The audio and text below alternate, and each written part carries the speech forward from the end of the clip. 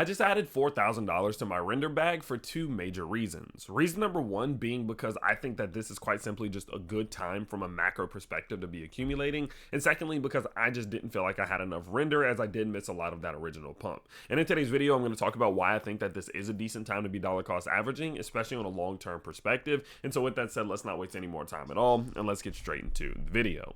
Now, looking at Rndr here, what we can see quite clearly is that we are at the bottom side of a pretty important range. Over the last few months, we've put in, of course, support right here, we put in support right here, and we are now running into and seemingly establishing support right here. In the same time frame in which that has happened, we've not only established resistance once, but we've also established it twice, giving us a trend line. Now, this isn't true resistance yet. True resistance, in my opinion, only comes once we see 3 establishments of resistance or support, but overall, it is still at least a trend line. That is something that we are likely going to have to pay attention to, as we will likely interact with it one day. But as this is the case, and as we do create then the structure off of these support and resistance establishments, it's quite easy to see, of course, why I am originally starting to think that this could be a decent time to accumulate.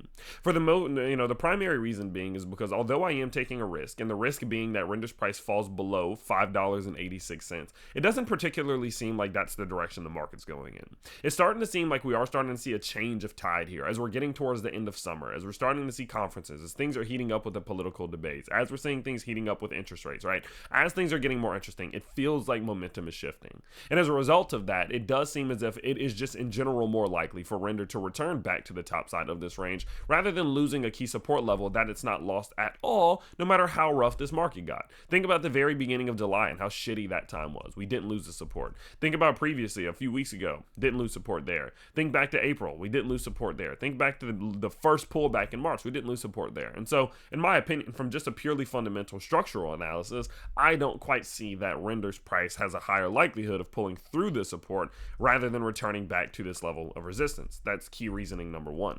Key reasoning number two, from less of a structural perspective and more of just a short-term time frame perspective, or less of a macro structural perspective and more of a short-term structural perspective, it does seem as if Rndr is attempting to put in some key levels of bullish liquidity. Like, we're starting to see these bullish structures forming.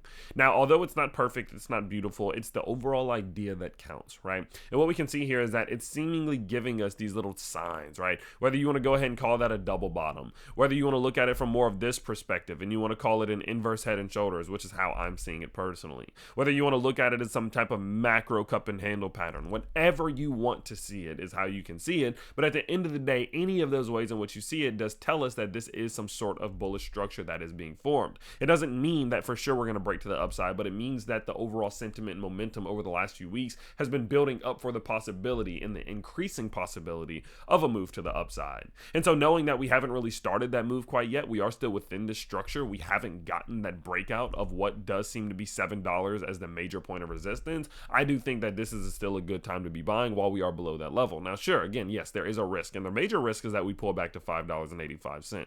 Even from there, we still could double bottom on a macro perspective, and then we really have a good chance to go to the upside. But obviously the big risk there is that we do lose this level, and then I'm wrong, and then this thing continues downwards and we go into some losses. And that's just a risk that I'm willing to take, because my long-term conviction for Rndr is that we will see its price hit $10, $15, $20 again. I just think that's going to happen. And so because of that, where we are right now does seem to be a good buying opportunity for me. It does seem to be a position in which we could see some easy gains. I think that it would be quite possible for me to see a possible 40 to 50% gain off of this purchase that just happened yesterday. And so as a result of it, it's a win-win for me, right?